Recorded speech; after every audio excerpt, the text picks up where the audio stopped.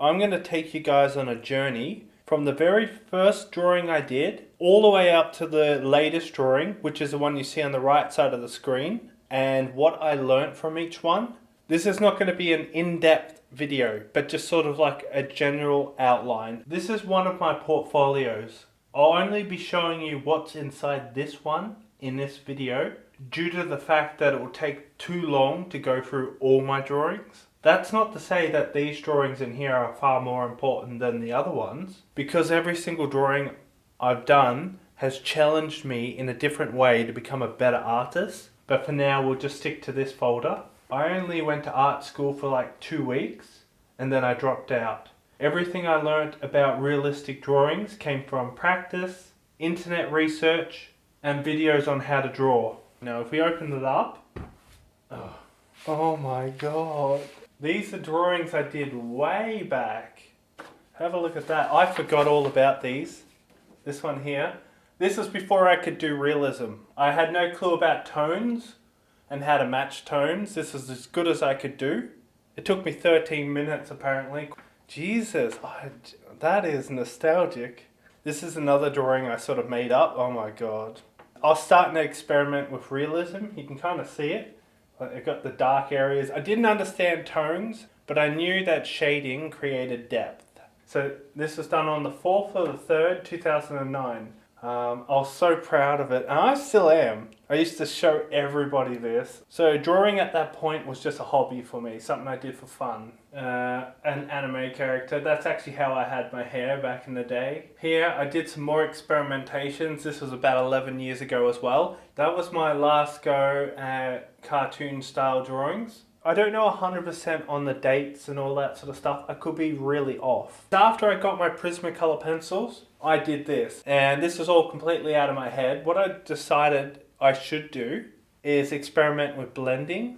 As you can see, I've used the blacks. I've just drawn random things and I've colored them in. This is sort of how I got the feel for the Prismacolor pencils. So after I went through all this and done all my, practicing blending, I started to get gradients and see how I've got the dark in there, light in there. I'm using the pencils to create form. You can kind of see me trying to create depth. I think some of you guys have seen videos of my drawings when I was really bad. I will put some of those drawings up the screen now. There was quite a lot of failures as well, a lot. Like there's an attempt at a portrait right there, straight out of my head. Wasn't the best. That was done in 2009. Now that was my attempt at a realistic color pencil portrait, and it went really bad. I tried to draw it from my head. It was supposed to be a self-portrait, but as you can see, I didn't understand how realistic drawings worked. I didn't understand values. I didn't understand how to desaturate colors. You can see my lips, how I've done the lips. They're really bright red. Okay, here's some more drawings. That was another attempt at a color pencil portrait. That didn't go so well due to picking the wrong reference. More attempts at doing color pencil drawings. See those eyes and nose? How flat they were. Partly that was due to the paper and pencils I was using. The combination wasn't correct. I was starting to lose motivation, to be honest, at this point. Then I did this one, this anime girl drawing. My passion for drawing sort of reunited again because I felt like I pushed a boundary. I got a little bit closer to photorealism. So after I did this anime girl drawing, did this one. I was really ecstatic about it, to be honest. I was so happy. But still, again, I didn't understand colors. Though it may look like I did, I followed a tutorial to get to this. This drawing of Alan, I said I did this in 2009. I think I did that like 5 years ago. After I did that, I decided, nah, I can't do realistic color pencil drawings. It's just too much. I don't understand how people do them. I stuck to graphite because I thought that was the only thing I could do. Everything else was just too hard. It was just out of my league. Here's some pictures of me attempting graphite drawings. I couldn't get them realistic enough, so I kept on going and going. I was researching on the internet, trying to figure out why I couldn't do them. How I got into realism is I saw a video on YouTube drawing Harry Potter. I think it was like 7 years ago I saw it. I was like, oh my god. And I decided then and there I was going to do a realistic drawing. Now my very first attempt at realism, I can't find the drawing. It was an eye. This is my second attempt at realism, and I did this with graphite. I followed a tutorial to be able to get it to this level, but yeah, I was really happy with it at the time. I was showing everyone. I used a bit of black pencil in there to get a bit more contrast. You can kind of see it a little bit, and a little bit in there. That's not all graphite, a little bit of black. This one was my third attempt at a realistic drawing. Yeah, this was done in 2013. Yeah, this was 2009, so 4 years later, to go from that one over there to this one. You can kind of see see this white edge here?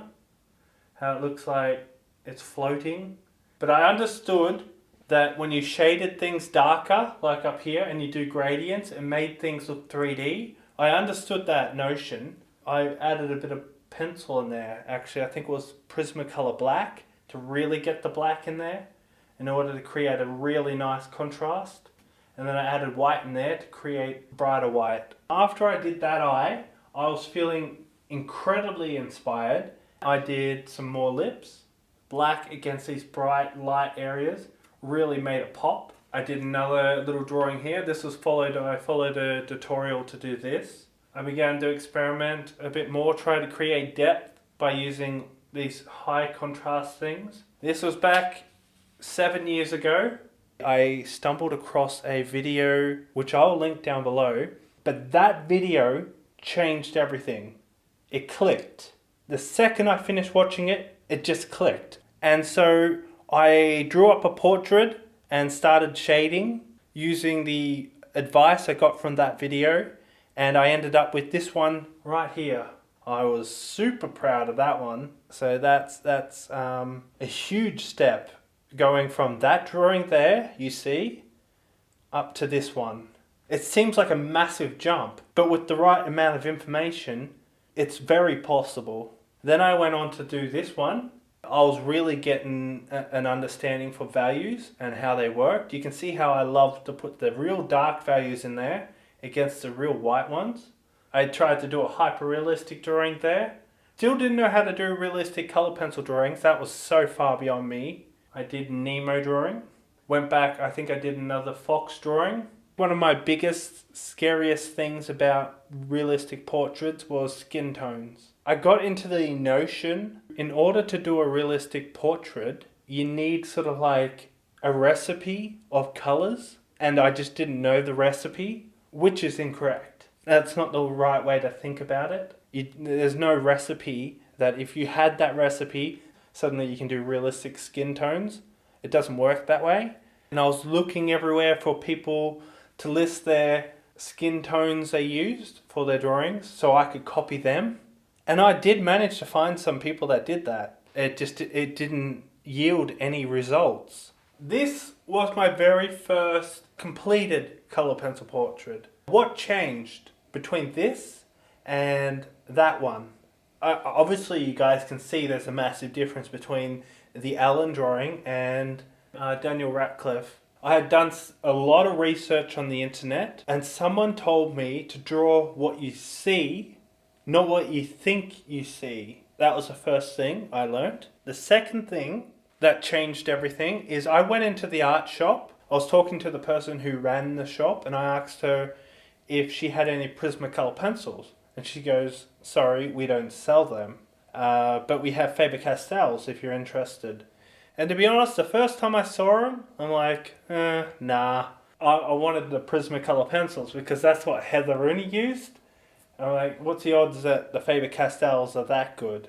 I could not get the Prismacolor pencils working. So I went back to the art shop and I brought the Faber-Castell pencils. I tried the pencils on the Strathmore paper, which is this here, and it didn't work at all. It wouldn't layer. Just a side note, this turtle here was done with the Prismacolor pencils, and I was using smooth Strathmore paper. So when I got the Faber-Castell pencils, I assumed that the paper that I drew the turtle on would work with the Faber-Castells because, well, why wouldn't it? I mean, it worked with the Prismas. Because I saw on the internet someone said that different paper works for people differently, as well as different pencils and paper combinations yield different results. That's when she pointed me to the Stonehenge paper. And I took it home. The difference between the Stonehenge paper and the smooth Strathmore paper was like night and day. Because of their particular qualities of each one of them, they just worked very well together. Due to the fact that the Stonehenge paper has far more texture, so I can get so many more layers down. So when I started this drawing of Daniel Radcliffe, my only thought was to layer on the paper very, very gently. That was the only goal I had in my mind. It took me hours and hours just to do the one eye. I looked at the reference, I looked at what colors I saw, and I added it in. I didn't truly understand what I was doing yet, and if I did make a mistake, I could actually lift the pencil off the paper, which I did. I made so many mistakes on that eye. This drawing here, there is some more difference too, is I learned how to desaturate colors. That's one thing many people don't realize, is when you're doing a drawing, controlling the saturation of the colors is the biggest thing. Because when I did the PewDiePie drawing, I remember seeing it and thinking it was too saturated, too bright. I mean, it just didn't look right in the colors. It was just too much. And it was not until I did the Jim Carrey drawing that I learned how to desaturate colors.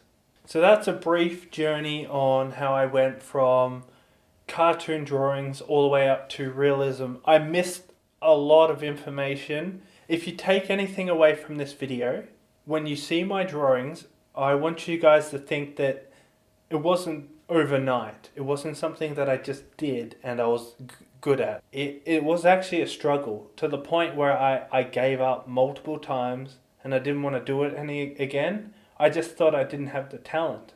But it was the persistence and the research. I used to think to myself, how does someone create realistic drawings that look realistic? Like, what are they doing that I'm not doing?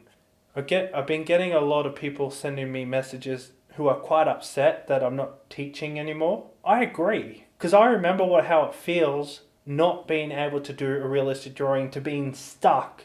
No matter what you do, you just feel like you just can't get anywhere. Any requests for what kind of videos you want, put it down below and I'm going to do them. Have a good one.